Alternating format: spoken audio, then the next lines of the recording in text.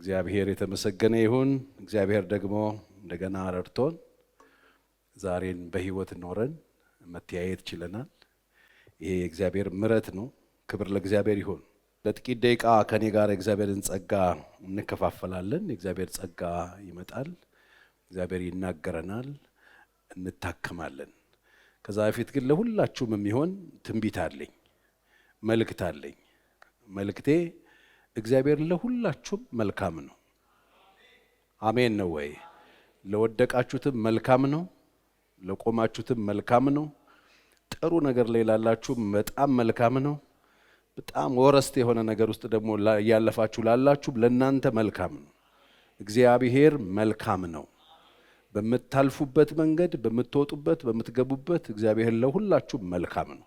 እስቲ እግዚአብሔር ለኔ መልካም ነው በሉኝ። አዎ፣ የእግዚአብሔር መልካምነትን በምንኖርበት ሁኔታ አይተን እግዚአብሔር ለኔ ጥሩ አይደለም እንድንል አያስችለንም። የእግዚአብሔር መልካምነት የተገለጠው በሰውነታችን ነው። መጀመሪያ ሰው አድርጎ ስለፈጠረን የእግዚአብሔር መልካምነት ማሳያ ነው። ክብር ለኢየሱስ ይሁን። ሰው አድርገን አላልነውም፣ ሰው አድርጎናል። በመልኩና በምሳሌውን የፈጠረን እግዚአብሔር መልኩን የሚጥል አምላክ ሞኝ አምላክ እንዳይመስላችሁ። ስለዚህ እግዚአብሔር ለሁላችንም መልካም ነው። ኃጢአት ሰርቶ ለወደቀው ሰው የመልካምነቱን ታያላችሁ። የራስ ጉዳይ ጥፋ አላለው።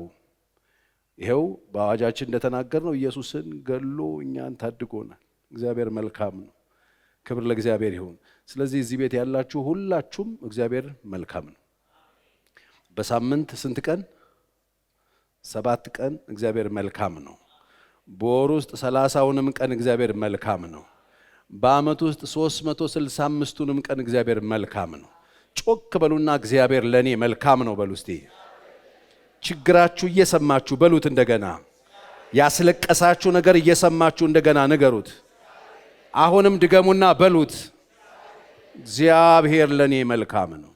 ክብር ለእግዚአብሔር ይሁን። እንኳን ደስ አላችሁ። የመጀመሪያ ዙር የማስታወቂያ ዋጋ ከ30% ቅናሽ ጋር በመሃል ፒያሳ አራዳና ወዳጅነት ፓርክ ፊት ለፊት ለሽያጭ ክፍት ሆነ።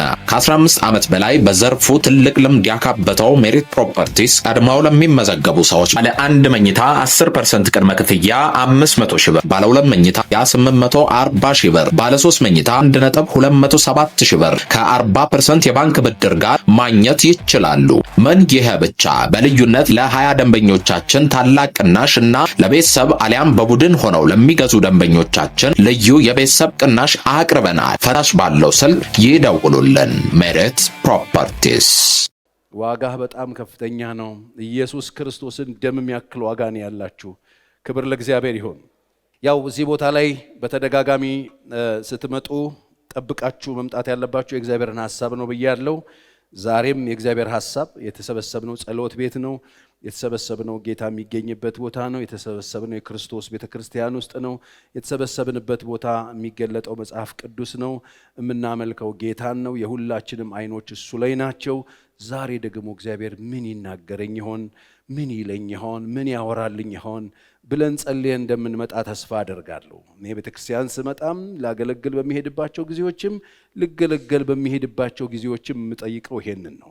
ዛሬ ደግሞ እግዚአብሔር ምን አዘጋጅቶ ይሆን እላለሁ። ልማዶች ምን አይነት ልማዶች አሉ ይመስላችሁ? አንዳንድ ጊዜ እግዚአብሔር ለኔ በቤቴ በመጽሐፍ ቅዱስ ሳጠና ወይ ሳነብ የተማርኩትን ነገር ቤተክርስቲያን ሲሄድ በሰባኪው መጥቶ ግጥም ይላል።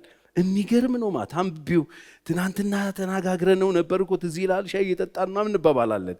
የእግዚአብሔር መንፈስ እንደዚህ አድርጎ ያሰብነውን የሚያነብብነውን ለብቻችን የነገረንን ነገር ቤተክርስቲያን ስንሄድ ኮንፈርም ያደርግልናል።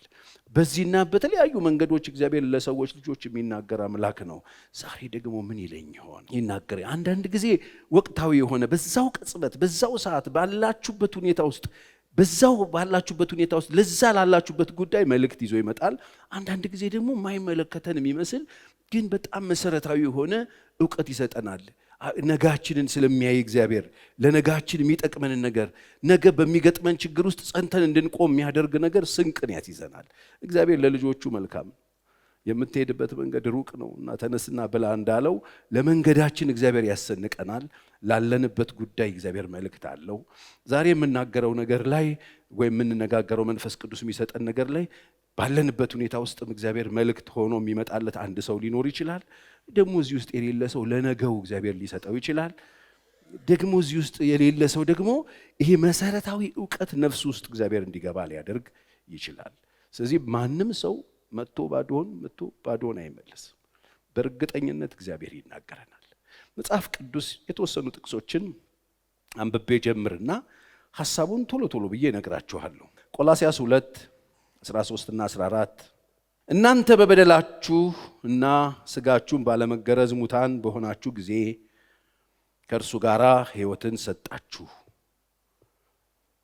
በደላችሁን ሁሉ ይቅር አላችሁ፣ በእኛ ላይ የነበረውን የሚቃወመንንም በትእዛዛት የተጻፈውን የዕዳ ጽሕፈት ደመሰሰው፣ እርሱንም በመስቀል ጠርቆ ከመንገድ አስወግዶታል።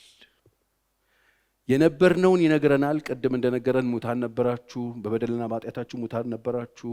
አሁን በዚህ ዓለም ላይ ለሚሰራው መንፈስ አለቃ ፍቃድ ትኖሩበነ፣ እንደገና ደግሞ የልቦናችሁና የሥጋችሁን ፍቃድ ታደርጉ ነበር። ከፍጥረታችሁ የቁጣ ልጆች ነበራችሁ። ነገር ግን ብሎ ያ ሁሉ የተከመረብንን ኃጢአት፣ በደል ተጽፎ የተሰነደውን ፋይል እንዴት እንደደመሰሰው ኤፌሶን ጳውሎስ ይነግረናል። በዚህ ቦታ ላይ የሚነግረን በበደልና ሥጋችሁን ደግሞ ባለመገረዝ የላችሁበትም ኪዳን ውስጥ ባለመገረዛችሁ ደግሞ ሙታን በሆናችሁ ጊዜ የሞታችሁ ነበራችሁ።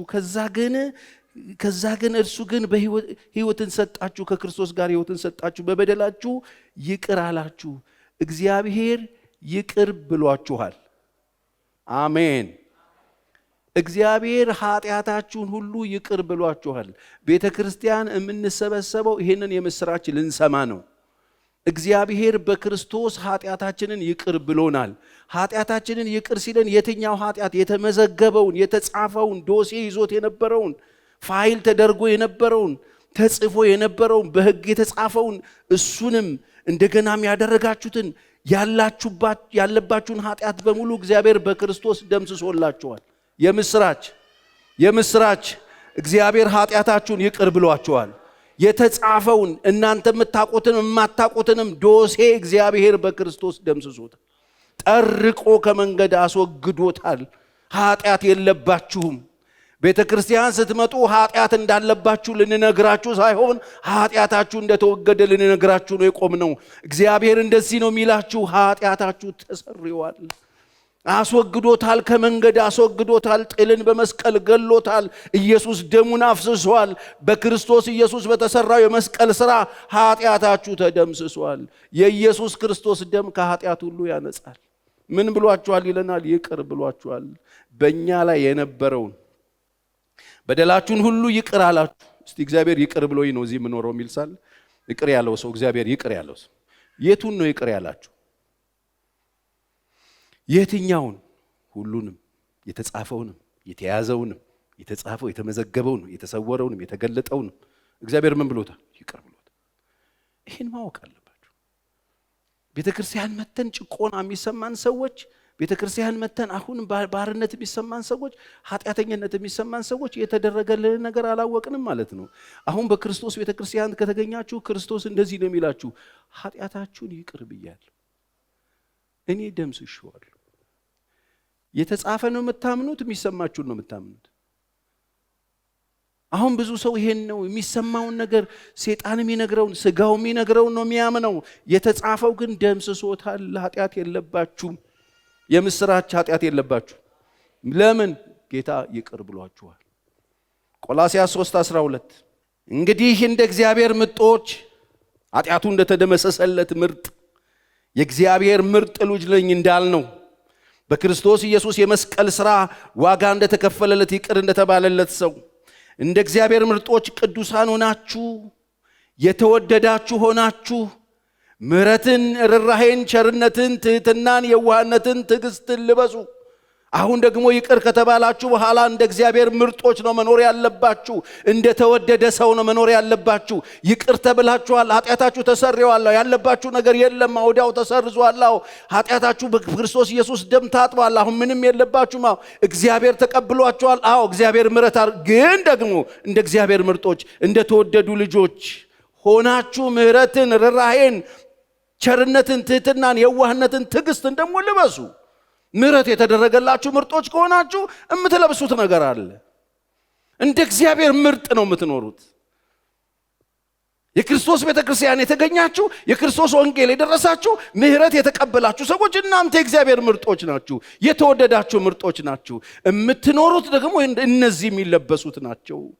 ተራቁታችሁ እንዳትኖሩ። የእግዚአብሔር ምርጦች ልብስ ይሄ ነው። ምህረትን፣ ቸርነትን፣ ራሄን፣ ፍቅርን ይሄንን ልበሱት። ምን ለብሳችሁ መጣችሁ? ይቅር ተብላችኋል፣ ልበሱት። ትዕግስትን አድርጉ። ማንም በባልንጀራው ላይ በደንብ ስሙኝ፣ አሁን ወደ ዋናው ርዕሴ እየመጣ ማንም በባልንጀራው ላይ የሚነቅፈው ነገር ካለው ምን ተባባሉ? ይቅር ተባባሉ። ይቅር ተባባሉ፣ ክርስቶስ ይቅር እንዳላችሁ። የክርስቶስ ኢየሱስ ወንጌል ከደረሳችሁ፣ ኃጢአታችሁ በደም ከተደመሰሰላችሁ፣ እግዚአብሔር በምሕረት ከተቀበላችሁ፣ የነበረው ዶሴ ከተቀደደላችሁ፣ ከመንገድ ጠርቆ ካስወገደላችሁ፣ እናንተ የእግዚአብሔር ምርጦች፣ እናንተ የእግዚአብሔር ምርጦች፣ በእግዚአብሔር የተወደዳችሁ፣ ምሕረትን የተቀበላችሁ፣ ርኅራኄውን ልበሱት፣ ቸርነቱን ልበሱት፣ ፍቅሩን ልበሱት፣ ትዕግስትን ልበሱት። ደግሞ እግዚአብሔር በክርስቶስ ይቅር እንዳላችሁ እርስ በርሳችሁ ምን አድርጉ? ይቅር ተባባሉ። በክርስቶስ ይቅር እንዳላችሁ እናንተ ደግሞ እንዲሁ አድርጉ። አሁን ትእዛዝ ነው። ምሕረት ተቀበላችሁ? አዎ ቴንኪው። እግዚአብሔር ምሕረት አረገልን። አዎ ኃጢአት የለብንም። አዎ ቸርዬ ምንም ዕዳ የለብንም። አዎ ሰዎች ይዘው ዶሴ ብለው አሮጌ ምናምን ሴጣን ይዞት ይመጣው እኛን አይመለከትም። ተደምስሷል፣ ተደምሷል። ከመንገድ ተወግዷል፣ ተወግዷል። እግዚአብሔር ተቀብሎኛል። በጣም ጥሩ። ታዲያ እንደ እግዚአብሔር ምርጥ፣ እግዚአብሔር እንዲወደደው ሰው ደግሞ ይሄን ልበስ። እግዚአብሔር በክርስቶስ አድርጎልኛል የምትለው ነገር አለው፣ ተደርጎልሃል፣ ፍቅር ተቀብለሃል፣ ይቅርታ ተቀብለሃል። ታዲያ እንደ ተቀበልከው እሱኑ ለባልንጀራህ ደግሞ ምን አድርገው? ስጠው። እግዚአብሔር በክርስቶስ ይቅር እንዳላችሁ እናንተ ደግሞ እንዲሁ ነው የምታደርጉት። እፍርት የለው። ከክርስቶስ ተቀብሎ ያልተቀበሉትን መኖር አይቻልም። እንደ እግዚአብሔር ምርጥ ተቆጥሮ፣ እንደ ተወዳጅ ተቆጥሮ፣ በእግዚአብሔር ፊት ሞገስ ተቀብሎ ደግሞ እንደዛኛው የኛውን አልኖርም ማለት አይቻልም። እንደ ተደረገላችሁ እንዲሁ ነው የምታደርጉት። አያችሁ፣ እዚህ ጋር ነው የተላለፍነው። የተቀበልነው ነገር አለ ግን መስጠት አንፈልግም። የተቀበልነው ፍቅር አለ ግን መስጠት አንፈልግም። የተቀበልነው ርኅራኄ አለ ግን መራራት አንፈልግም። የተቀበልነው ቸርነት አለ ግን ቸርነት ማድረግ አንፈልግም። የተቀበልነው ይቅርታ አለ ግን ይቅርታ ማድረግ አንፈልግም። ግን ክርስቲያኖች ነን። መጽሐፍ ቅዱስም ይነግረን እንዲሁ አድርጉ። በዚህ ሁሉ ላይ የፍጻሜ ማሰሪያ የሆነውን ፍቅርን ልበሱት። ምሕረት ከተደረገላችሁ በኋላ ላያችሁ ላይ ለብሳችሁት የነበረው አሮጌ ልብስ ተቀዶ ከተጣለ ከተቃጠለ በኋላ እንዳይነሳ ዶግ አመድ ከተደረገ በኋላ የሚለበሱ ልብሶች ደግሞ እነዚህ ናቸው ብሎ ሰጠን። ጨረሻው ካፖርቱ ፍቅር ነው አለ። ትዕግስትን፣ ቸርነትን፣ ርኅራኄን፣ በጎነትን፣ የዋህነትን፣ ትዕግስትን ትለብሱና ከዛ በዛ ላይ ደግሞ የፍጻሜ ሁሉ ማሰሪያ ሆኖ ፍቅርን ልበሱት። እግዚአብሔር በክርስቶስ ይቅር እንዳላችሁ እናንተ ደግሞ እንደዚሁ አድርጉ። ለዚህ ነው እርስ በርሳችሁ ቸሮችና ርኅሩኆች ሁነዋል። ኤፌሶን ምዕራፍ 4 ሄዳችሁ ተመለከቱ። ለቤዛ ቀን የታተማችሁበት ቅዱሱን የእግዚአብሔር መንፈስ እንዳታሳዝኑት። ይሄ ከተጠራችሁ በኋላ ማዕተሙ እንዳታሳዝኑት። በምንድን ነው የሚያዝነው ሲባል በምሬት፣ በንዴት፣ በቁጣ፣ በጩኸት፣ በስድብ። አይገርማችሁም? በእነዚህ ነገሮች ያዝናል። ስለዚህ ምን እናርግ? እርስ በርሳችሁ ቸሮችና ርኅሩኆች ሁኑ። ቸርና ርኅሩህ የምንሆነው መቼ ነው? ቸርነትና ርኅራኄ ከተቀበልነው ጌታ ጋር ስንኖር። እግዚአብሔር ቸርነት ያደረገለት ሰው ቸርነት ያደረጋል። ዛሬ ኃይለኛ የሆነ የፍቅር እጥረት አለባችሁ። ወደ ፍቅሩ ዱፖ ኑ። የይቅርታ ጠኔ የጣላችሁ ሰዎች አላችሁ። ከዛ ከውድቀት ውስጥ ከዛ ድርቀት ውስጥ መውጣት ከፈለጋችሁ ይቅርታ ወደ ተቀበላችሁበት ዙፋን ነው።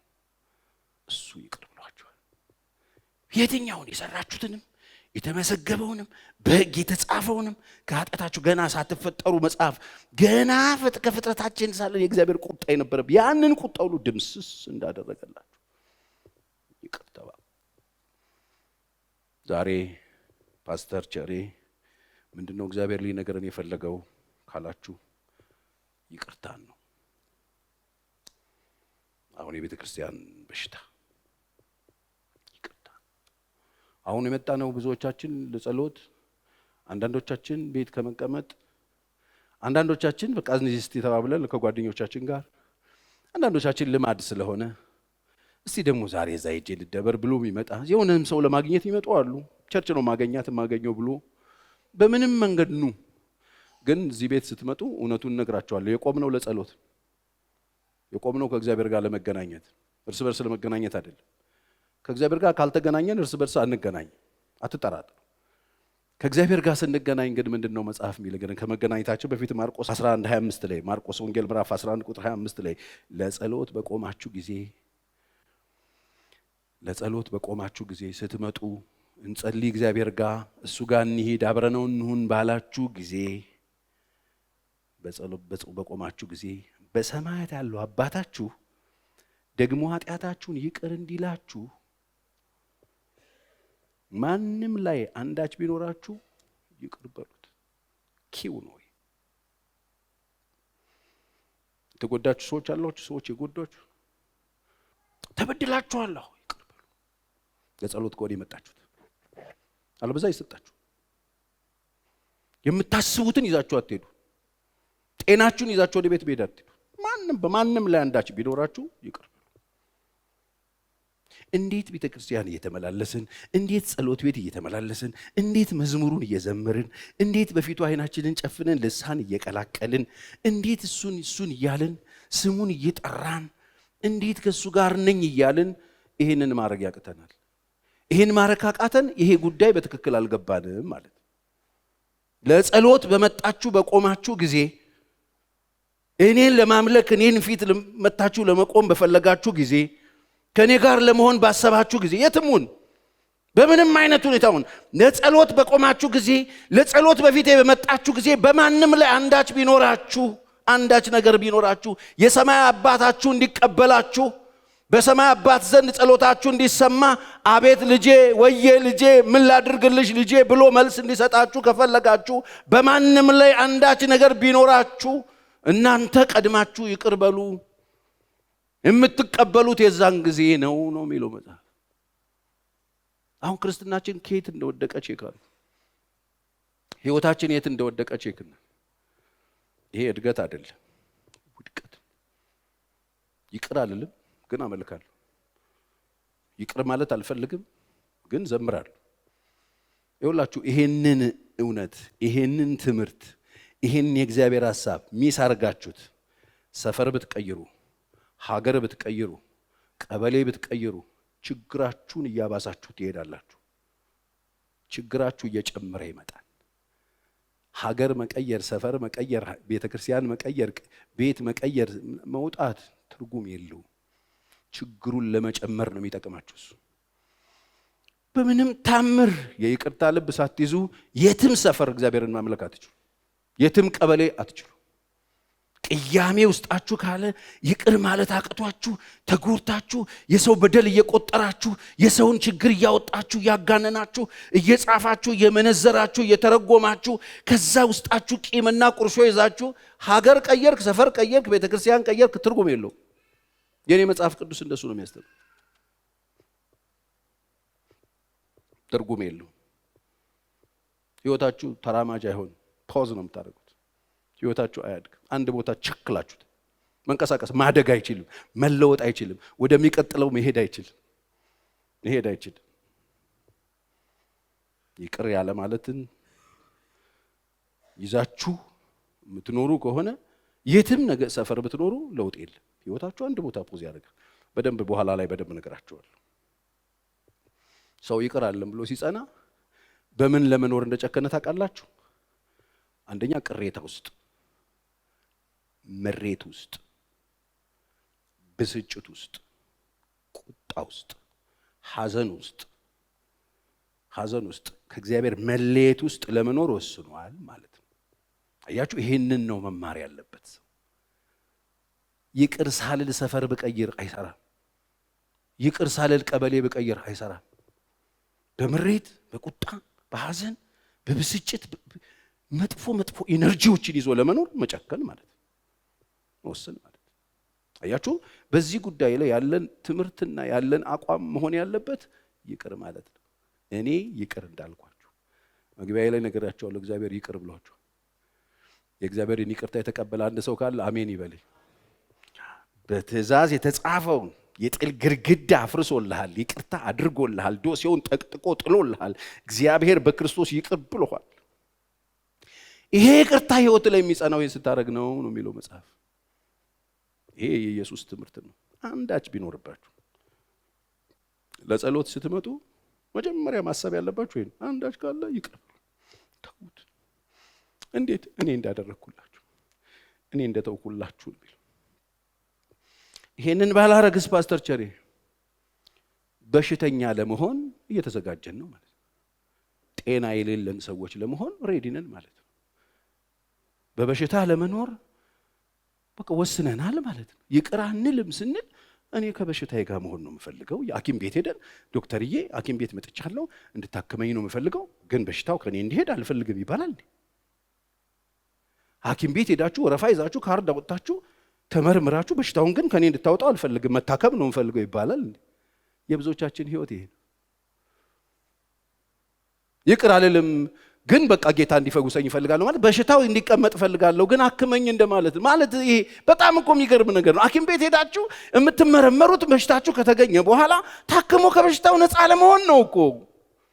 ሐኪም ቤት ይሄድ ነው እኮ ተመርምረን በሽታው ከተገኘ በኋላ ከታየ በኋላ በሚሰጠን ሕክምና በሚሰጠን መድኃኒት ከችግሩ ለመላቀቅ ነው። እኛ ግን ችግሩ እንዲኖር ነው የምንፈልገው። መታከም እንፈልጋለን፣ ቸርች መምጣት እንፈልጋለን፣ ጌታ እንዲናገረን እንፈልጋለን። ግን ደግሞ ከዛ ነገር መላቀቅ አንፈልግም። መታከም ግን እንፈልጋለሁ እኮ። ጌታ እኮ በሽታው ከናንተ የሚወድቅበት መንገድ ይሄ ነው እያለ ያለው። ይቅር በሉ ይቅር በሉ። ይሄ ለማንም ብለን የምናደርገው አይደለም። ይሄ ፖለቲካ አይደለም። ይሄ ግለሰቦች ፍላጎት አይደለም። ይሄ ክርስትና አንኳር ነው። የክርስትና ኮር ነው። ሐዋርያትን እንዴት እንጸልይ ሲሉት ሲጸሎቱን የሰጣቸው መካከል አንዷ ቨርስ እኮች ናት። በደላችንን ይቅር በለን እኛም የበደሉንን ምን እንደምን። በቃ ይሄ እኮ የኢየሱስ ትምህርት እኮ ነው። ይሄ ኮር የክርስትና ዋናው እኮ ነው። ይሄ እዚህ ጋር ፍርት የለውም። ለምን ከበሽታችሁ ጋር ትሄዳላችሁ? የቆየ በሽታ ያለባችሁ፣ በውስጣችሁ ችግር ያለባችሁ፣ ሐኪም ያመለከታችሁ፣ አንዳንድ ሲምፕተም የሚሰማችሁ፣ አንዳንድ ነገሮች እየጀማመሯችሁ ያላችሁ፣ በህይወታችሁ ውስጥ የሆነ የሚሰማችሁ መጥፎ ፊሊንግ ያለባችሁ ሰዎች ዛሬ የሰራዊት ጌታ እግዚአብሔር ያራግፍላችሁ። በሽታ ነው ህይወትን ሊያጠፋ የሚችል እንደውም ካንሰርም ልዩ በሽታ ካልሰር ምናምን የሚባሉ ማአት አይነት የበሽታ አይነቶችን ይዞ ሊመጣ የሚችል ጦስ ያለበት እንደሆነ ጥናቶችም ያሳያሉ።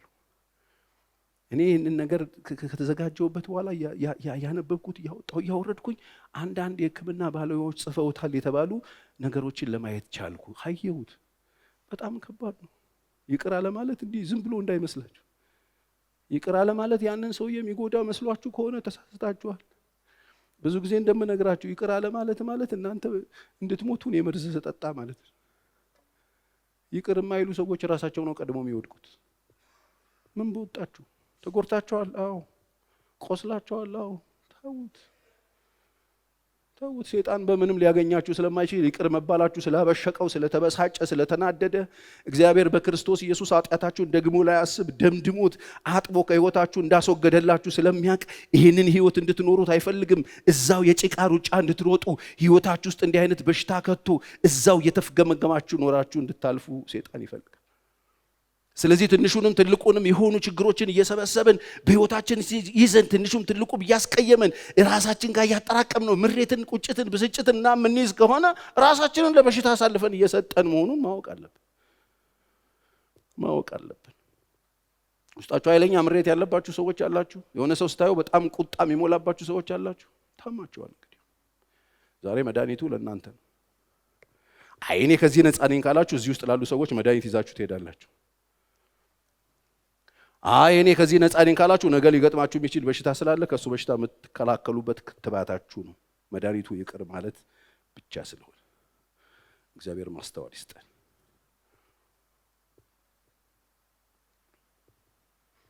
ይቅርታ ማድረግ ማለት በህይወታችሁ ዘመን ሁሉ አስባችሁት የማታውቁት ከአእምሯችሁ በላይ የሆነ ያልገመታችሁትን ውጤት ሊሰጣችሁ የሚችል ጉዳይ ነው።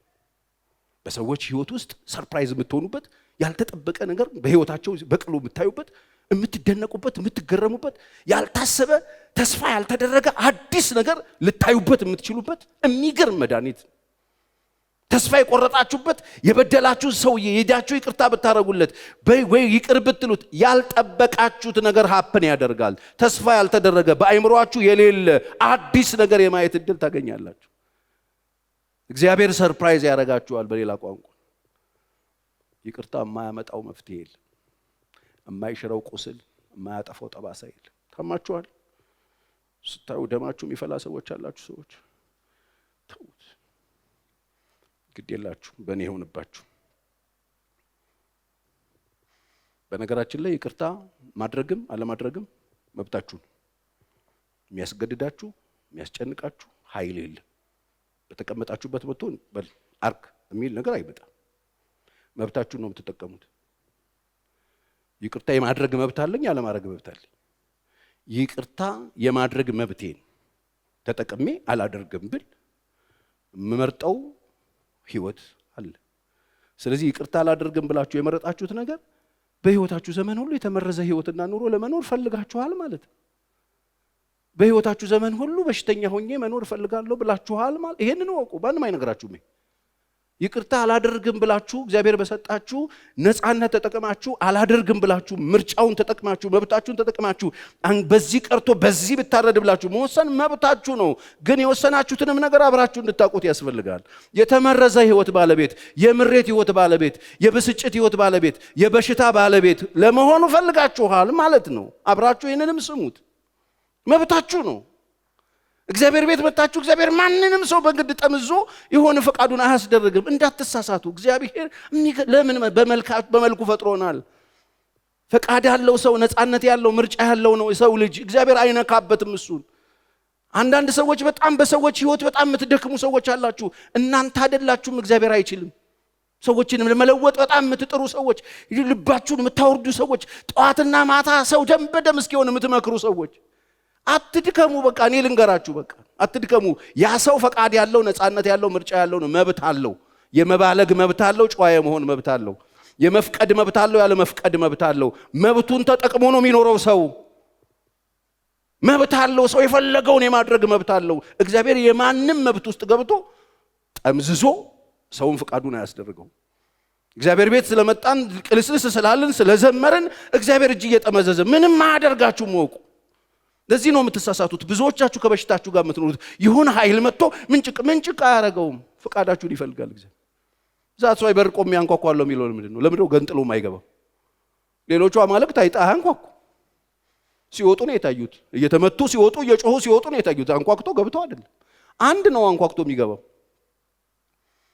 ትፈቅጂልኛለሽ? ኳ ትፈቅድልኛለህ ልጄ ልግባ ቤት? አይ አልፈቅድም። እሺ ትፈቅድልኛለህ ብሎ ነው የሚያንኳኳው። ፈቃዳችሁን ተጠቀሙበት፣ መብታችሁን ተጠቀሙበት። እሱን ተጠቀማችሁ እምቢ ብትሉ፣ ይቅርታን ለማድረግ አልፈልግም ብትሉ፣ በቃ የተራዘመ በሽታ፣ የማይድን በሽታ አብሯችሁ እንዲቆይ የፈለጋችሁት ችግር አለ ማለት ነው። ይህንን ወቁት። ስለዚህ ይቅርታ ማድረግ መጀመሪያ የሚጠቅመው ራሴ ከተራዘመ ችግር፣ ከሚቆይ ህመም ፔን፣ ከሚቆይብኝ የሚጠዘጥዝ ነገር፣ የሚያስመርር ነገር፣ የሚያስቆጣ ነገር፣ የሚያስለቅስ ነገር ከኔ ጋር ከሚቆይ በሽታ ጋር ላለመኖር ወሰንኩ ማለት ነው። አልፈልግም አልኩ ማለት። ዛሬ በኢየሱስ ስም መራገፍ ይሁንለት። ዛሬ ያመነ አንድ ሰው አሜን ይበል። እግዚአብሔር ከበሽታ ይገላግላችሁ። አሁን ይሄንን እየተማራችሁ ያለ እንኳን ነፍሳችሁ ትንሽ በር ከፍታ ይሄ እኮ የእግዚአብሔር ቃል ነው፣ ይሄ እኮ የእግዚአብሔር ፈቃድ ነው፣ ፓስተር ቸር እያወራ ያለው ነገር እኮ የእግዚአብሔር ነው ማለት ስትጀምሩ ከላያችሁ ላይ በሽታ መሄድ ይጀምራል። ይኸው ኪኒን ውጣችሁ፣ መድኃኒት ውጣችሁ፣ መርፌ ተወግታችሁ ያልሄዱ በሽታዎች ከህይወታችሁ ላይ ይሄዳሉ። ቤተ ክርስቲያን በዚህ በሽታ ነው የተያዘችው። እመኑኝ። እመኑኝ ኤክስትሪም ሜርሲውን ሰምተናል፣ ግን ይዞት የሚመጣውን ነገር ከምህረቱ ጋር ያሉ ዕውቀቶች ነፍሳችን ባዶ ስለሆነች የብዙዎች ክርስቲያኖች ህይወት ይሄ ነው። ከዚህ የተነሳ ደግሞ ንግግራችን በደንብ ነው የሚገልጠን። በጥላቻ የተሞላንን ይሄው እግዚአብሔር ይመስገን ሶሻል ሚዲያ መጣና አጋለጠ። ክርስቲያኖች በጣም ጨዋዎች ናቸው፣ አይሳደቡም። እነሱ ጌታ ይባርክ ነው የሚሉት የሚባል የሚገርም እኮ አዳዲስ ቨርዥን ስድብ እኮ ያለው ክርስቲያኑ ጋር ነው። አዋራጅ እኮ ማት ክርስቲያን ጋር ነው ያለው። እስቲ ቼክ አርገው እያንዳንዱን ክርስቲያን ግባና ኮሜንት የሚያደርገው ውስጥ ግባ። ክርስቲያን ነው፣ አንዳንዱ አገልጋይ ነው፣ አንዳንዱ የክርስቶስን ፒክቸር እንደዚህ አድርጎ ለጥፏል። ስትገቡ ውስጥ በመዝሙር የሚደንስ ነው፣ ግን የሚናገረው የሚተፋው ደግሞ መርዝ ልነግራችሁ አልችልም። ይሄ ከክርስቲያን የሚጠበቅ አይደለም። እንደተወደዳችሁ እንደ ምርጥ ልጆች የሚለበስ ልብስ ተሰጥቷችኋል። ቼክ አርጉ። መብታችሁ ተጠቅማችሁ ዛሬ ይቅር በሉ። እዚህ ከመጣችሁ የምትሰሙት ይሄን የሚጠቅማችሁ አሁን አርጀንት በዳኒት ክትባት ተክ ዳን ወደፊት አይደለም። አሁን እዚህ በሽታ ውስጥ ያላችሁ ዳን ቅይም ያደርጋችሁ። የምትቀየሙት እኮ ተጎድታችሁ ነው። ያዘናችሁት እኮ ተጎድታችሁ ነው። የተቀየማችሁት እኮ ተጎድታችሁ ነው። እናንተ ችግር ስላለባችሁ አይደለም እኮ ስለተጎዳችሁ ነው። ሰው ስለሆናችሁ ሰዎች አስቀይመዋችሁ ነው፣ በድለዋችሁ ነው፣ ተወግታችሁ ነው፣ ተነክታችሁ ነው። መብታችሁ ተነክቶ ነው። የማይደረግ ነገር ተደርጋችሁ ነው። አቆ ግን ክርስትናው ይሄ ነው። ኢየሱስ ምን አድርጎ ነው የተጎዳው? ምን አድርጎ ነው የተሸጠው? ምን አድርጎ ነው የተከዳው? ምን አድርጎ ነው የተሰቀለው? ምን አድርጎ ነው ባበላቸው፣ ባጠጣቸው፣ በፈወሳቸው፣ ታምር በሰራላቸው ተሰብስበው መጥተው የበሉበት ወዙ ሳፋቸው ላይ ሳይደርቅ ትናንት የዘመረበትን ያነጠፈውን ጃኬት ለብሶ ስቀለው ሲል ተመልከተው። ይሄ እኮ ኢየሱስ ምን አድርጎ ነው? እሱ እኮ ነው ጌታችን። እዚህ ጋር መዶሻውን ይዟል፣ ደም በደም የሆነውን የሮማ ወታደር። እዛ ጋር ስቀለው የሚል ሙጢ ተሰብስቧል። ሁሉም አሉ። አልሞተም። ችንካሩ አልነቀሉለት። እዛ ላይ ሆኖ ነው አልሞተም። ይቅር በላችሁ። ከተቀበላችሁት ጌታን ስጡ። ያልተቀበላችሁትን ጌታ ልትሰጡ አትችሉ። ይቅር አይደለም መብቴ ነው ብትሉ መብታችሁ። ምንም አይከለክላችሁ። ከበሽታችሁ ጋር ከስቃያችሁ ጋር ከየት መጣ ማትሉት ፍርሃታችሁ ጋር ኃይለኛ ፍርሃታችሁ ጋር ብቻችሁን ስትሆኑ ከምትሰቃዩት ስቃይ ጋር ምናችሁን እንደሚያማችሁ ከማታውቁት በሽታ ጋር ተመርምራችሁ ከማይገኘው በሽታችሁ ጋር ለመኖር ወሰናችኋል። ስለዚህ ምንድነው የምትነግረን ፓስተር ቸሪ? በሐኪም በላብራቶሪ ምናምን ያልተገኘ ህመም አላችሁ?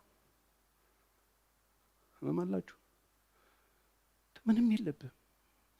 እንድቹን ያደርኩት እኮ ዶክተርዬ ሌሊቱን በሙሉ እኮ ስቃይ ከስጨምር ከግር ጥፍሬ እስከ ራስ ጠጉሬን የሚያመኝ ሲመረመር ምንም የለም። ሐኪም ቤት የለም። እስቲ ተገልብጦም ሲታይ እስቲ ትስካዝ የለም። እስቲ ምንም የለም። ታዲያ ምንድነው እኮ ውሸታም? ኧረ ውሸቴን አይደለም ያመኛል እኮ ያመሃላው። ሐኪም አላገኘውም። ይሄው ዛሬ ጌታ አግኝቶልሃል። ቂምህን ጣል። ተው አላረግም ይላል። ይሄ አእምሮ ያላችሁ ሰዎች አላችሁ። ጌታን ተሰሙታላችሁ፣ ግን በአእምሮ ብቻ የምትመላለሱ መንፈሳዊ ነገር የራቃችሁ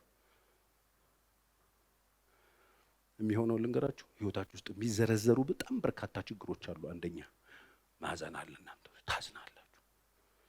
ምንድነው የሚያሳዝንህ? ቆይ አሁን አንተ ኑሮህ እንዴት ነው? ቤትህ እንዴት ነው? ደሞዝህ እንዴት ነው? እንትን ነው ምንድነው? በቃ ሐዘን፣ ኃይለኛ ሐዘን ስፒሪት ላይ ያለ ቼክ አድርግ። መቆዘም፣ ድብርት ከጠዋት እስከ ማታ ወፍራሙን ካልሲ አድርጎ ሶፋ ላይ ጥቅል ብሎ ድብ አቅፎ የሆነ አሻንጉሊት ይዞ ምን ሆንሽ? እንጃ ደብሮኛል። ምን ሆንሽ? ምን ተፈጠረ? ችግር አለ? ልጆቹ ደህና ናቸው፣ ግን ደብሮኛል። እንደዚህ ያላችሁ ተመሬት ተነስታችሁ ምንም ሳትሆኑ የሆናችሁ ይመስላችሁ። የዚህ አእምሮ ውጤት መብታችሁን፣ ፈቃዳችሁን፣ ነፃነታችሁን ተጠቅማችሁ የምታመጡት በሽታ። ዝም ብሎ አቅም ማጣት፣ ጉልበት ማጣት፣ ኢነርጂ ማጣት፣ ድክም ማለት፣ ዱቄት መሆን። ወይ ጠዋት ተኝቶ አድሮ ጠዋት ሌሊት ቆይኔ ሳላቅ ወጥተህ ነበር እንዴ? ምን ሆነ? እንጃ ይላል። በጠዋት ዱቄቱ እንደሱ ነው የሚሆነው። ኃይለኛ አቅም ማጣት አቅም ማጣት፣ ጉልበት ማጣት። በቃ በ24 ዓመት 84 ዓመት ሰውዬ በምሳሌ አቤት ኮስፎስ የጄኔሬሽኑ ተመቷል እኮ በሽተኛ ደብሉ መድካም። እንጸልይ እስቲ እንሂድ። እዚህ ውስጥ ያላችሁ ሰዎች አላችሁ። የሰራዊት ጌታ እግዚአብሔር ከዚህ ድካም ይገላግላችሁ። ይቅር በሉ። ኢነርጂያችሁን ሳክ ያደርገዋል። ይቅር አለ ማለት ብስጭት ታምብላችሁ የምትበሳጩ ሰዎች አለ። ከሆርሞን ጋር ተያይዘው የሚመጡ አንዳንድ ነገሮች አሉ። እነሱ እንደ ታሳቢ በጎን በኩል በትንሹ ቁጭ አድርጉት። እህቶቼ በተለይ ከ37 ዓመት በኋላ የሚገርም አይነት እብደት እየጀመራችሁ ነው አሉ። አዎ በፊት 45 ምናምን የነበረው የምሬ ነው ብላችሁ ማጣቂው ዝም ብሎ አለ። እንደሱ አይነት ነገር አለው። እንደሱ አይነት በሽታ አለ። አያውቁትም እነሱ። አረ ፓስተር የእውነትን እኮ ነው። እኔ እንደሆነ አላውቅም። ኃይለኛ ቁጭት ውስጥ ይህን ሰውዬ ምን ቀን ያገባሁት ምን ቀን ውስጥ የገባሁት እላለሁ። በጣም ብዙ ሰዎች ይበሳጫሉ። 37 አንድ ስትራመጂ የሚመጣ ጦሳል ለራሱ እድሜው ህይወቱ ሆርሞን ይዞብሽ ይመጣው ነገር እንዳለ ሆኖ በዛ ላይ ቂመኛ ሆነሽ ተናዳጅ ሆነሽ ትምህርት ቤት የለከፈችሽን የሰደበችሽን ልጅ ቅርሳቲ አግብተሽ 5 ወልደሽ ቁጭ የምትይ ከሆነ አንቺ በቃ ራስሽን በፈቃድሽ ለስቃይ እየሰጠሽ ተው።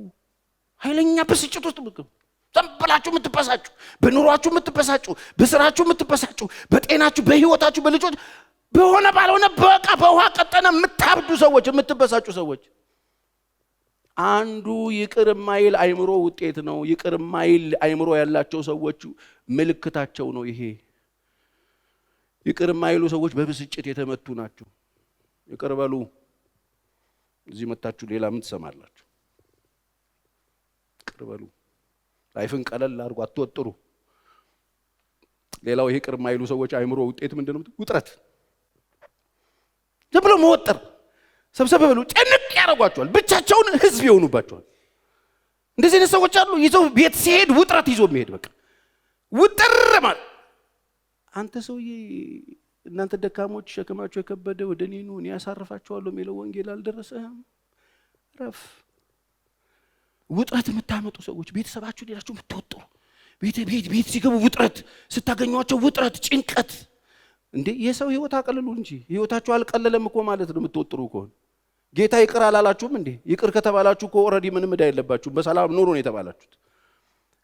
ውጥረት መፍጠር፣ ዝም ብሎ በሆነ ባልሆነ መወጠር፣ ትንሽ ትልቁን መወጠር። በቃ እግዚአብሔር ይመስገን ጌታ የሰራት ቀን እቺ ናት፣ በእርሷ ደስ ይበለን፣ ሐሴት እናርግ፣ ለነገ ደግሞ እግዚአብሔር ያውቃል ነው የሚባለው። ውጥረት በምን ወቴ የዛሬ ዓመት ግን እንዴት ነው የምንሆነው? የዛሬ ዓመትን ጎትቶ አምጥቶ ዛሬ በዛሬ ዓመት ጉዳይ ኮሚቴ ሆኖ ቤት የሚበጠብጥ እንዴ! ዛሬ የጋገረሽውን መጀመሪያ ዛሬ ጊዜ ያለውን መጀመሪያ ብላው እስቲ መብላትን እርግጠኛው ለነገማ እግዚአብሔር አለ። ክርስቲያኖች አይደላችሁ እንዴ? እነዚህ እኮ ኢትዮጵያ ውስጥ የኖሩ እኮ የድሮ ሰዎች እኮ የሚገርሙ ናቸው። ቸርች አልመጡም፣ እንደኛ ቁጭ ብሎ አልሰሙም፣ አልዘመሩም፣ አልተወራጩም፣ አልተበሻሸቁም። 9 ግን ወለዱ በ170 ብር ደሞዝ። እንዴት አድርገሽ ልታሳድጊ ነው ስትላት እህቷ መጣ እግዚአብሔር ያውቃል እያሉ ይሄው ሁሉ ሰው በዚህ ነው ያደገው። እውነት ውሸት? ምን ነው ድምጻችሁ ጠፋ? በጨበጣ እንደ ያደግሽው ህዝቤ እንዴ በ3 ብር ከ35 ሳንቲም ቤት እኮ ነው። እኛ 9 ወልደው ኮስተር ብለው ያድጋሉ ይላሉ። በስነ-ስርዓት የራሳቸውን ገብስ አርገው ወቅጠው እንዴት አመኑ እነሱ ያድጋሉ ብለው። እግዚአብሔር ባናት ወልዶ ማአት ቁንጮ 3 ቁንጮ በዛው ሆረር እየሰደኩ እንዴት እስቲ ለድሮ እናቶች ዝም ብላችሁ አጨብጭቡ። የእውነቴን ነው በደንብ የዛሬ እናቶች ለትናንትና እናቶች ማጨብጨብ አለባችሁ። እንዴት ወንደርፉል እንደሆኑ እንደናንተ አይራቀቁም። እንግሊዘኛ አይ ቲንክ ምን አይሉ የሆነ የሚቀላቅሉት ነገር የለም። ግን ኮስተር ብለው እግዚአብሔር ያውቃል ያሉት እግዚአብሔር አወቀ አላወቀ? አዎ ባለአባት የሆነው ባለስልጣን የሆነው ሀብታም የሆነው ማት ቁንጯ ከሀገር ቤት መጥቶ አፈር ድሜ ገብታ በእጆቿ እንደዚህ አርጋ ቆፍራ ጎመን ተክላ የተከለችውን ጎመን ቀቅላ አብልታው እኮ ነው የቆመው። እሱ እኮ ነው የሚወጥረን ውጥረት የሚፈጥርብን። አትወጥሩ። ዞር ብሉና ውጥረት አትፍጠር በሉት ጎሽ እንዲለቀው አንዱ በሽታ እሱ ስለሆነ ውጥረት ውጥረት። ይሄ የተበላሸ አይምሮ እግዚአብሔርን ፈቃዱን ለማድረግ እሺ የማይል አይምሮ ውጤት ነው። ይሄ የማይታዘዝ አይምሮ ውጤት ነው። ይሄ ይቅር የማይል አይምሮ ውጤት ነው። ይሄ ውጥረት መፍጠር፣ ተስፋ መቁረጥ። ምን ሆነን ነው አሁን ተስፋ እስቲ አሁን ቆይ ምንድነው ተስፋ ያስቆረጠው አሁን ይሄን ጄነሬሽን? በቃ ተስፋ መቁረጥ። ተመሬት ተነስቶ ተስፋ እኔ ተስፋ ቻው ይልሃል ተነስቶ ይልቴር ነው በቃ ቢሄድ ይሻላል። የሆነ የሚያውቀው ሀገር ያለን እኮ ሄዳችሁ ታውቃላችሁ እንዴ? ወይስ ቅያሬ ያለ ሌላ 5 ሞተህ ተነስተህ ከቁም ሳጥን እያወጣ የምታመጣው ሰውዬ የለ? በቃ አንዴ እኮ እድል ሆኖ ይሄው በቃ እዚህ ዘመን ላይ መጣ። ማት ነገር ያለበት እንዴ እነ ቸርች ፒቲ ምናምን ያመጡ እንዴ ታምረኛ እንዳትሳሳት መልስ ምናምን ይነግሩ። እኛ እኮ በጨበጣ በጊዜ ቤት ደብተር ነው እኮ ወንድሜ ኮስተር ብለን እዚህ መጣ ነው። አሁን እኮ ለሁሉም ነገር አብዛኛው ነገር ቅልል ብሎ ላይፍ ባለበት ተስፋ ይቆርጣል። እኛም ተስፋ አልቆረጥም። እኛ ተስፋ በ3ኛ ክፍል ኤቢሲዲ ጀምረን የምሬ ነው የምልህ እኛ እንግሊዘኛ የጀመርነው 3ኛ ክፍል ነውር ነው። ከዛ በፊት ለዛውም እኮ ስትመጣ ኤቢሲዲን በመዝሙር ነው የምትማረው። የረባ ነገር ኤቢሲዲ ኤፍጂ በቃ እሱም ብለህ ቤት መጥተህ ካላልኩልሽ ማየ ትላለህ። እንግሊዘኛ ችልሃል። እኔ አልረሳም ኤን ያወቅኳት ቀን በከሰለ በየአስፓልቱ እየሳልኩ በቃ ያው ኤ ነው እያልኩ ምንም የለውም የድሮ ኤ። ያሁኑ ኤ እኮ ሕፃኑ ልጅ ኤ አፕል ቢ ቦል ሲ ስኳት ምናምን ያለ ከምናምን ጋር ነው አብሮ የሚያውቀው። ለዛውም በእንግሊዘኛ ረጅም ሰዓት ያወራባል እስኪነስርህ። ትንሽ ምንድን ነው ያለው ባክል ልጆች ይላሉ። ልጆች ከሌሉ ሲያወሩ አንተ አፍን ዝጋ። አሁን ምንድነው ተስፋ የሚያስቆርጥ? ልቀቅ። ይሄ የዚህ አእምሮ ውጤት ነው። ይቅርታ የማያደርጉ ሰዎች አእምሮ ውጤት ነው። የማይለቁ ቂመኛ ጄነሬሽን ውጤት ነው። አእምሮአችሁ ሲታመም ይሄ ነው ውጥረት፣ ተስፋ መቁረጥ። በረባው እኔ ሞታለሁ በቃ ሊሞት ነው። ምንድነው የሚገልሽ? ለምን ነው የምትሞቺው? ብሞት ይሻለኛል። ለምን? ቆይ እንዴት ለሞት እንዴት ተሻለሽ? ለምን አትኖሪም? ብትኖሩ ምን ችግር አለው? ማየት ትችላላችሁ ብዙ ነገር ገና። ይሄው እኔ በመኖሬ ብዙ ነገር አየሁ። ጓደኞቼ ሞተዋል ብዙዎቹ። እኔ በመኖሬ እናንተን አየሁ ብዙ ነገር ነው ያየ ነው። እኔ ልጆቼ ድሮ ባብዬ በእናንተ ድሮ እንትን ከለር ሰው ምን አይነት ከለር ታቆደት ይታይ ነበር ብለውኛል። የድሮ ቪዲዮ ይሄ በሽሽ የሚለው ብላክ ኤንድ ዋይት ስለነበር እርስ በርስም እንዴት ነው የምትተያዩት እንደዛ ነው እንዴ ብለው ጠይቀውኛል። እኔ ፍጽዬ ብሎኛል ባቢ ግን ትገርመኛል ያለ ጎግል እዚህ በመድረስ በጣም ነው ማደንቅ ብሎኛል። ያለ ጎግል እኮ ነው የመጣ ነው። ኮስተር ብለን በእርዳታ ስንዴ አግብተን ራሱ ቀጭን ከረባት አድርገን አገባን። ትዳር ያው ኮስተር ብለን ምንድነው ተስፋ የሚያስቆርጣችሁ? ኢየሱስ አለ። እስቲ አሜን በሉ። ጌታ ይቅር ብሏቸዋል። በቃ ይቅር ብሏቸዋል። እንዳትሞቱበት የሄዳ ጽፈታችሁን ደምስሶታል። እናንተ ማለት ለእግዚአብሔር የተወደዳችሁ ምርጦቹ ናችሁ። እግዚአብሔር አሳልፎ አይሰጣችሁም። እግዚአብሔር ሁል ጊዜ መልካም ነው። እግዚአብሔር ያስብላቸዋል። እስቲ በደንብ አሜን በሉ። ይኸው ሰይጣን ይሸቅባችሁና ለራሳችሁ አዋቂ ነው የሚያደርጋችሁ። እኔ የምመክራችሁ ግን ለራሳችሁ አዋቂ መሆናችሁን አቁሙትና እግዚአብሔር ይወቅላችሁ። እስቲ ለእኔ በሉ። እስቲ እግዚአብሔር ያውቃል በሉ። እግዚአብሔር ያውቃል ስትሉ የሚያቅላችሁ እግዚአብሔር ይቅር በይ ሲባል ኧረ ለምን ብዬ አትሉም። እሱ ነው የሚያቅላችሁ ጤናችሁ ለነጋችሁ የሚረባችሁን እኮ ነው እያወራ ያለው። ለጸሎት ስትቆሙ እግዚአብሔር ይቅር እንዳላችሁ የተቀበላችሁትን ይቅር በሉ። ስትቆሙ አባታችሁ እንዲሰማችሁ። ለዚህ እኮ ነው ቸርች መተኩ ምን ራስ ምታት ይዘህ የምትሄደው። ከእግዚአብሔር ጋር ተገናኝ። ጸሎት ቤት መጥቶ ከእግዚአብሔር ጋር እኮ መገናኘት አለበት ሰው። ልትገናኙ ከፈለጋችሁ ይሄን ልቀቁት፣ ተው ነው የተባለው። ከነ በሽታ መጥቶ ከነ በሽታ እንዴት ይሄዳል? ከነ መርዙ መጥቶ እንዴት ሰው ከነ መርዙ ይሄዳል? ሊሞትበት ካለው በሽታ ጋር እንዴት ይሄዳል? ከመጣችሁ ታከሙ። እናንተ ውስጥ ተሰውሮ የተቀመጠ የበሽታ ኃይል የተሰበረ ይሁን። አዎ ጨምብሎ የሚያቆነጠንጥ ነገር አለ ህይወታችሁ ላይ ምን እንደሆነ ማታውቁት የሆነ ትርምስምስ የሚያረጋችሁ አንድ ቦታ እንዳትረጉ የሚያረግ ሐሳባችሁን የሚበታትንባችሁ ነገር አለ። አይምሯችሁ ታሙ። እግዚአብሔር ፈቃዳችሁን ተጠቅማችሁ እምቢ ያላችሁት እግዚአብሔር እምቢ ባላችሁት እግዚአብሔር ምክንያት የመጣ ጦስ ነው። ሰዎች እግዚአብሔርን እምቢ ሲሉ ለሁከት ራሳቸውን ይሰጣሉ፣ ለመረበሽ ይሰጣሉ። እንቅልፋቸው ሰላም የለውም። እንደ ዮናስ ይረበሻል። እነሱ ብቻ አይደሉም፣ አካባቢያቸውን ይረብሹታል። አይታችኋል? ለዚህ አይነት ችግር ያለባቸው ሰዎች መታመማቸውን እንኳን አያውቁም፣ አካባቢያቸውን ግን ያሳምሙታል። አካባቢያቸው ያለውን ያከስራሉ። ምንድን ነው ይላሉ። ነውጥ አለ፣ ረብሻ አለ፣ ሁከት አለ። ዛሬ ቆይ በእናንተ የተነሳ ቤተሰብ ይረበሻል፣ ይደሰታል። እናንተ ስትመጡ ህብረቶች ሐሴት ያደርጋሉ። እናንተ ያላችሁበት ቦታ ሰላም አለ፣ እረፍት አለ። ያንዳንድ ሰዎች ገና ሲገቡ እወክም ያደርጉ ሰዎች አሉ፣ እንደ መጥፎ ሽታ ማለት ነው። ወይ ይሄ ነው ወይ ክርስትና? ሄዶ የሆነ ቦታ ይሳፈሩ። እነሱ ከገቡበት ሰዓት ጀምሮ ነገር፣ ጦርነት፣ ረብሻ፣ ሁከት። ይሄ ምንድን ነው? ከእግዚአብሔር ጋር የመተላለፍ ምልክት። ዮናስ ተላለፈና የሰዎችን ወርቅ ያስጥላል፣ የሰዎችን ንብረት ባህር ያስጥላል፣ የሰዎችን ሰላም ያውካል። ትናንት የእግዚአብሔር ሰው እምቢ አለ። መብቱን ተጠቀሙ። መብታችሁን ተጠቀማችሁ እምቢ ብትሉ የምታመጡት ይሄንን ለራሳችሁም አትሆኑም፣ ለቤተሰባችሁ አትሆኑም፣ ለአካባቢያችሁ አትሆኑም፣ ለሀገራችሁ አትሆኑም። በእናንተ የተነሳ ሀገር ይታወካል፣ ቤተሰብ ይታወካል፣ ቤተክርስቲያን ይታወካል፣ ሁሉ እንደታወከ። ስለዚህ ከዚህ ቀን ጀምሮ የእናንተ ኮቴ ያረፈበት ቦታ ሰላም ይግባ፣ እናንተ ያላችሁበት ቦታ እረፍት ይግባ። የተጣሉ ይታረቁ፣ የተደባበሩ ይተቃቀፉ። የእግዚአብሔር ሰላም ከእናንተ ጋር ይሁን። በገባችሁበት በወጣችሁበት ስፍራ ሁሉ የእግዚአብሔር ክብር ከእናንተ ጋር ይሁን። የሰላም እግሮች እግዚአብሔር ይስጣችሁ። ሰላም የተቀበለ ነው ሰላም የሚሰጥ። ሰላም ያልተቀበለ ኬት ያመጣል ሰላም? ይቅርታ ያልተቀበለ ይቅርታ ኬት ያመጣል? ልክ እንደዚህ ነው። እንደ መጥፎ ጠረን ነው ይሄ። አይታወቅም፣ ሰዎቹ አያውቁት። አይገርምም? ይኸውላችሁ ውሸት፣ ውፍረት፣ ሽታ ለራስ አይታወቅም። በጣም በሚገርም ሁኔታ አንተ በጣም ወፍራም ለሆኑ ሰዎች ይከብድሃል፣ ግን እነሱ ሲምፕል ነው።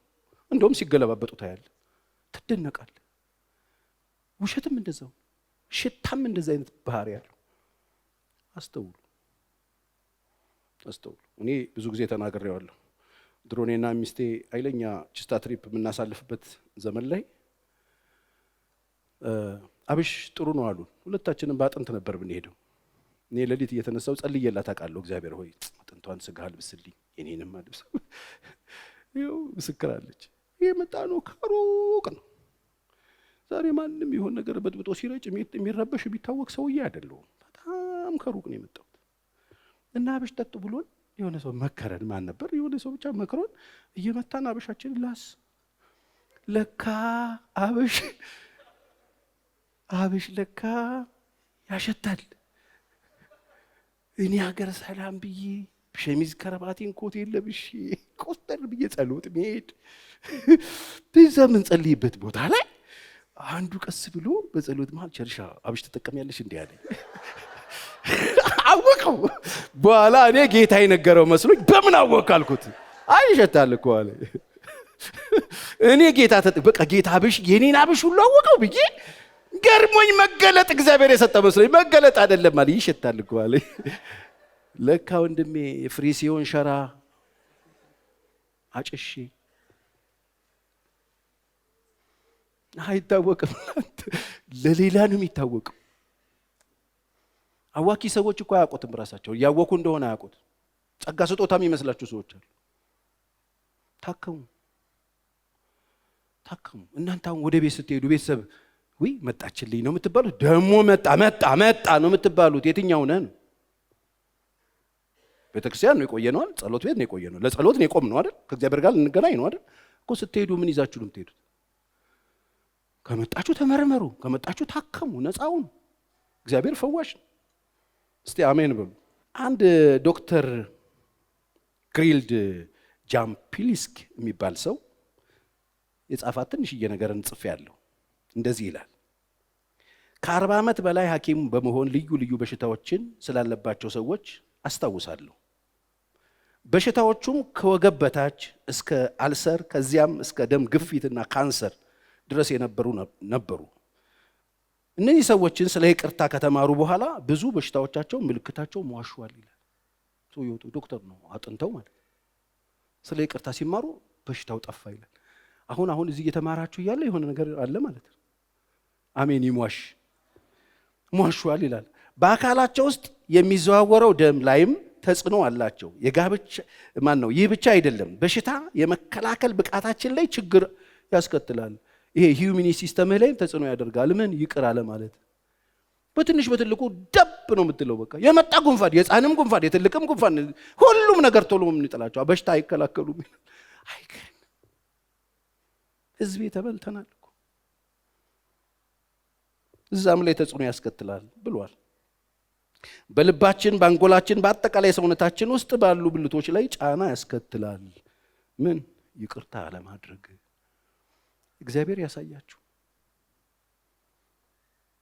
እግዚአብሔር ይቅር ብሏችኋል? ይቅር በሉ።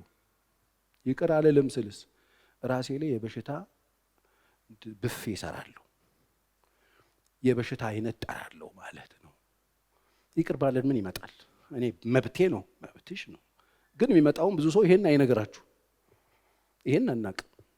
ሌላም ሳይኮሎጂስቱ ዴቪድ የሚባል ሰው ዴቪድ ሊሞንድስ ነው። እሱ ደግሞ ሲጽፍ መራርነትን፣ እነዚህ አይነት የምሬት ስሜት፣ እንደገና የስነ ልቦና ጫና፣ እንደገናም ደግሞ አሁን እሱ በክርስቲያኖችም አካባቢ ወንጌል አማኞቹ አካባቢ አብዛኞቹ በሽታዎችና ችግሮች ከዚህ ጋር የተያያዙ ናቸው ይላል።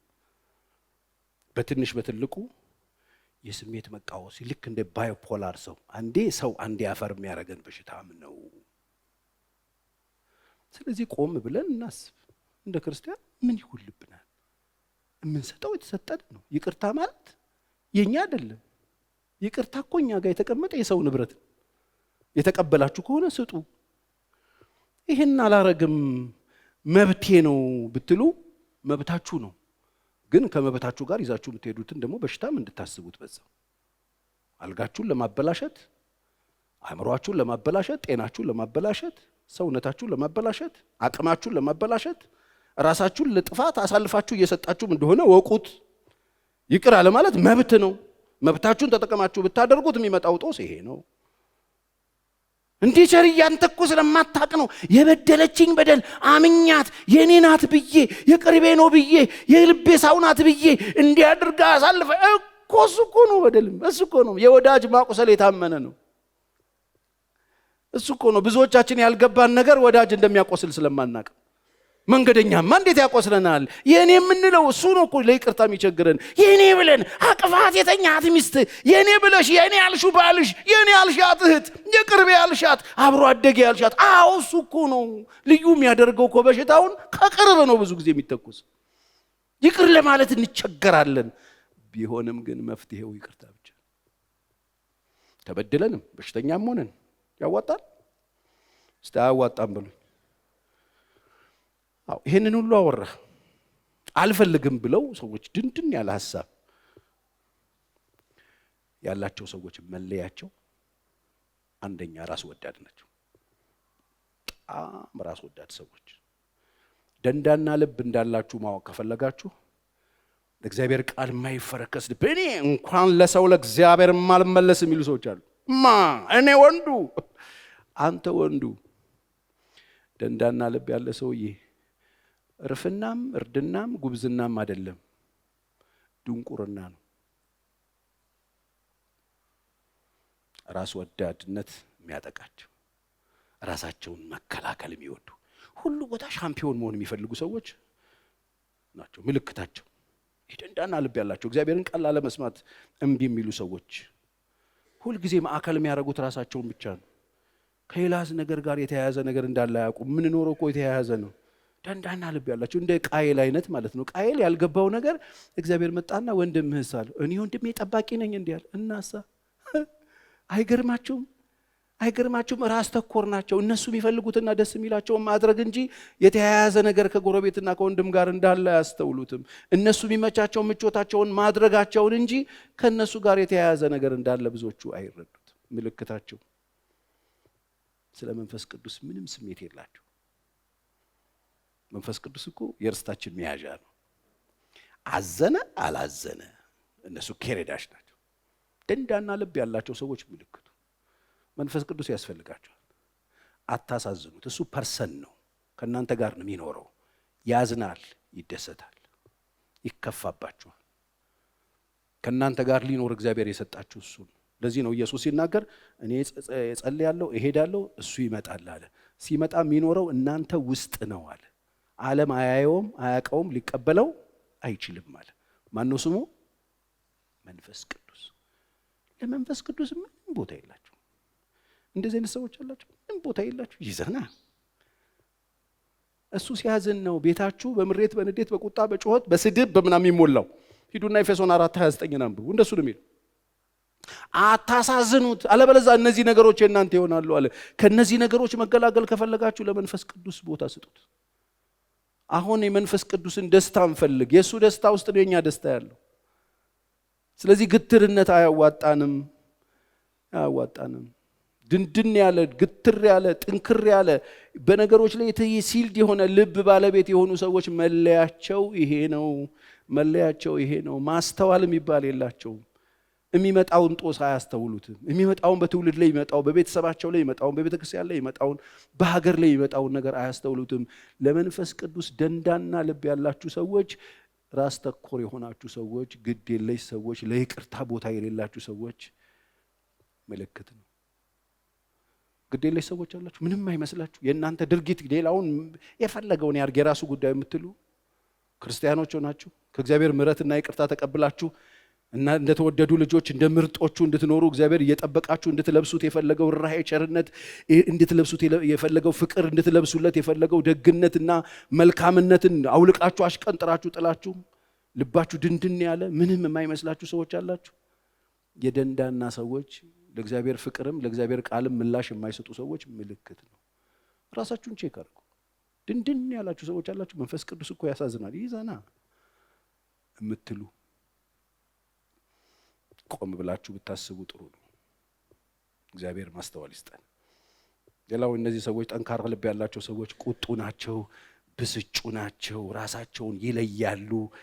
መለየት ነው፣ በቃ መለየት ነው። ህብረትን አይወዱም፣ አብሮ መሆንን አይወዱም። ራሳቸውን ማግለል ነው፣ መደበቅ ነው፣ መሰወር ነው፣ አንደርግራውንድ መሄድ ነው፣ ከሰው ጋር መሆን አለመፈለግ ነው፣ ጥላቻ ነው፣ ውስጣቸው ያለው ሽሽት ነው። ምልክቱ ነው ደንዳና ልብ ያላቸው። ለምን ከመጡማ ከጸሎት ከቆሙማ እግዚአብሔር ምን በሉ ይላቸዋል? ይቅር በሉ ይላቸዋል። ይቅር ላለ ማለት ደንዳና ልብ ያላቸው ሰዎች ላጥ አይፈልጉት። ምልክቱ እሱ ነው። ሌላው በቃ ከዚህ ሲብስ ደግሞ ሱስ ውስጥ ሄዶ መደበቅ። ሱሰኛ ይሆናሉ። ሌላ ነገር ውስጥ በልምምድ ውስጥ ይገባሉ። በመንፈስ ቅዱስ ሳይሆን በሌላ ነገር መጽናናት ይጀምራሉ። ህይወታቸው የደንዳና ሰዎች ምልክት ነው። ወንድሞቼና እህቶቼ የእግዚአብሔር መንፈስ ዛሬም ያጽናናል።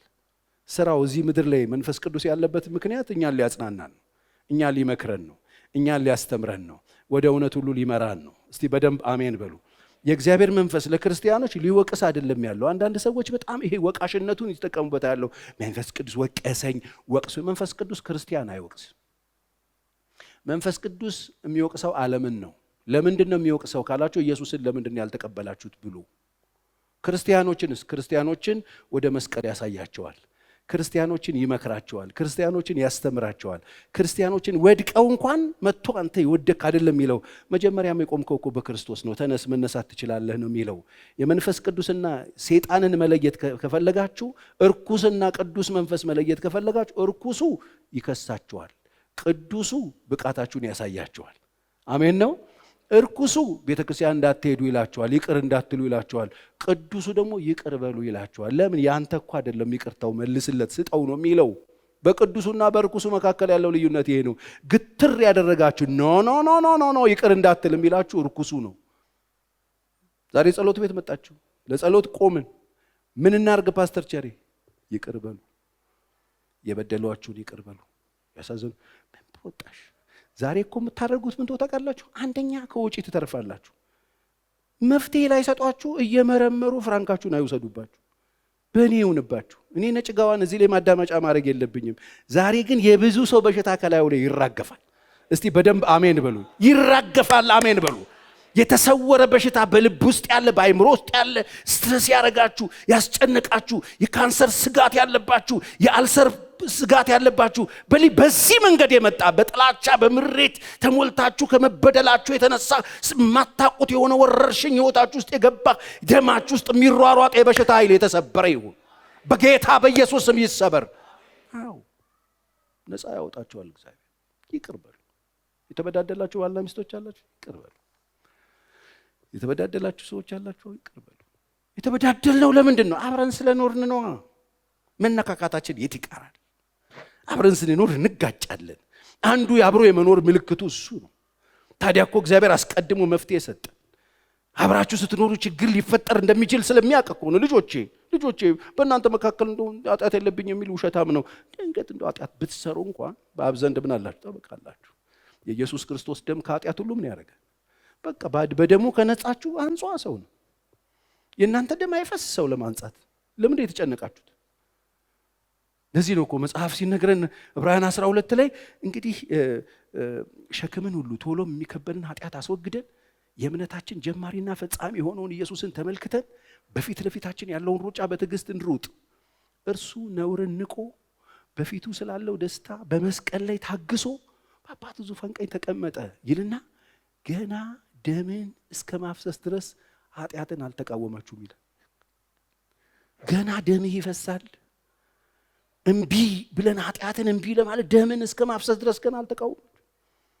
አባት የሚወደውን ልጅ ይቀጣዋል፣ የሚቀበለውን ይገርፈዋል እያለ ይቀጥል። ወገኖቼ ከእግዚአብሔር ጋር መቀጠል ከፈለጋችሁ ደንዳና ልብ ያላችሁ፣ ያልተሰበረ ልብ ያላችሁ፣ በቸርች ውስጥ ቁጭ ብላችሁ ወንጌል ስር ቁጭ ብላችሁ እግዚአብሔር ቤት ቁጭ ብላችሁ የእግዚአብሔርን ድምጽ እየሰማችሁ ድብን ያለ ሲልድ የሆነ ልብ ይዛችሁ በዚህ ቀርቶ በዚህ ብታረድ እያላችሁ ራሳችሁን በሽታ ውስጥ ዘፍዝፋችሁ ለመኖር የፈቀዳችሁ ሰዎች እግዚአብሔር ፈቃዳችሁን አይነጥቃችሁም። ግን እኔ ዛሬ ላስታውሳችሁ የመጣሁትኝ እግዚአብሔር በፈቃዳችሁ የሚሰራ እንደሆነ ነው። መብታችሁን እግዚአብሔር እንደሚያከብርላችሁ ነው። እኔ ከበሽታ ጋር ነው መቀጠል እንፈልገው ካላችሁ መንገዱን ጨርቅ ያርግላችሁ። እኔ ከበሽታ ጋር መቀጠል አልፈልግም። የበደልኳችሁ ይቅር በሉኝ። የበደላችሁኝን ሁሉ ይቅር ብያለሁ። እኔ ማንም ሰው በኃጢአት በምናምን በቁርሾ ትዝ የሚለኝ ሰው የለም። ስኖር የምር ኖሬ የምር ማለት ምን በወጣኝ። ስለዚህ የያዛችሁት ሰው ካለ ልቀቁት። ዛሬ እግዚአብሔር ምሕረት ያድርጎላችኋል። እግዚአብሔር ተቀብሏችኋል። እስቲ አሜን በሉ። እንደው ውስጣችሁ ይመጣል። ዛሬ እናራግፍና እንሂድ፣ አብረን እንጸልይ። እስቲ እንግቶቻችሁ ዝቅ አድርጉና ለጥቂት ደቂቃ አብረን እንጸልያለን ከኔ ጋር። ትዝ ያላችሁ ሰው አለ ልባችሁ ውስጥ ድንገት አሁን የመጣባችሁ ብታስታውሱት ልቀቁለት፣ ተውለት። እግዚአብሔር መሐሪ ነው። እግዚአብሔር በክርስቶስ ይቅር እንዳላችሁ አቤት እግዚአብሔር በክርስቶስ ስንቱን በደሌን ስንቱን ኃጢአቴን እንደደመሰሰልኝ። እህቴ ዛሬ ጤናሽን ይዘሽ ሂጂ። በማንም ላይ አንዳች ቢኖርባችሁ ተውለት፣ ይቅር በሉት። እርስ በርሳችሁ ይቅር ተባባሉ። እግዚአብሔር መሐሪ፣ እግዚአብሔር ታጋሽ፣ እግዚአብሔር ይቅር ባይ አምላክ ለጸሎት በቆማችሁ ጊዜ በሰማይ ያለው አባታችሁ ደግሞ ኃጢአታችሁን ይቅር እንዲላችሁ እኮ ነው ያለው። አለበለዚያ ሳይላችሁም ነው የሚለው። ይቅር እንዲላችሁ በማንም ላይ በእህት በወንድሞቻችሁ፣ በጎረቤቶቻችሁ፣ አብሮ ሰራተኞቻችሁ፣ በባሎቻችሁ፣ በሚስቶቻችሁ በማንም ላይ አንዳች ቢኖራችሁ ይቅር በሉት። ይሄ የእግዚአብሔር ድምጽ አይገርምም? በገዛ እጅህ በገዛ አንደበትህ ጤናህን እየገዛህ ነው። አሁን የብዙ ሰዎች በሽታ ልብስ ከገላ ወልቆ እንደሚሄድ እየወለቀ ሲሄድ ነው የማየው። የእግዚአብሔር መንፈስ ፈቃዳቸውን ለሰጡ በራቸውን ለከፈቱ ሰዎች ቤታቸው በብርሃን ሲሞላ ሰላም፣ ደስታ፣ ጤና ሲሆንላቸው ነው የማየው። ይሄ እግዚአብሔር ቃል ነው። የመንፈሳዊ ጤንነት የጠላት ነው ይሄ። ማን ነው ዛሬ በባርነትና በስራት ነፃ ሳይወጣ መኖር የሚፈልግ ሰው አለ? እኔ አልፈልግም። እግዚአብሔር ሆይ መራርነቴን ለባርነት ነፃነት ለማጣት በር ከፍቼ ለሰይጣን ቤቴን አልሰጥም። አልፈልግም። እኔ አልደነድንም። ጌታ ሆይ እሺ ይኸው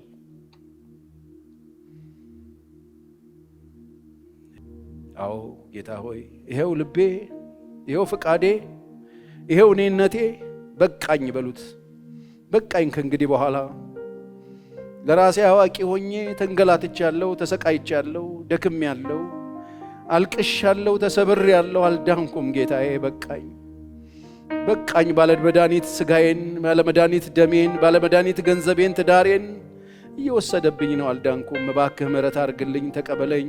እግዚአብሔር ይባርካችሁ፣ እግዚአብሔር ይጠብቃችሁ፣ ፊቱን ወደ እናንተ ይመልስላችሁ፣ ጸሎታችሁን ይስማችሁ፣ ሞገሱን ይስጣችሁ፣ የጠፋ ነገር ይገኝላችሁ፣ የተሰወረ ይገለጥላችሁ።